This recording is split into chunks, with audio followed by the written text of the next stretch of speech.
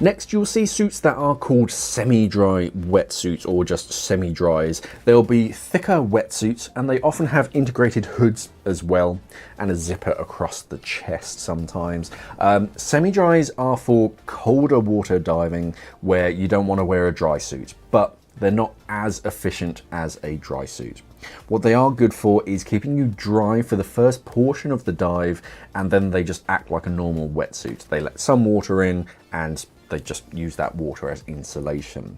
They tend to have better seals around the cuffs, around the zipper to slow any water movement in, more so than a traditional wetsuit. So that way they're like a top tier wetsuit. They're good for long dives in colder waters or in warm waters where you're diving a long time, especially if there's a risk of damaging the suit. So if you're in like a cramped shipwreck or overhead environments where you've got sharp rock formations or something and you're likely to damage the suit, damaging a dry suit would be catastrophic because it's going to let water in. But if you rip your semi-dry, you're just a little bit more wet. It's still going to keep you warm.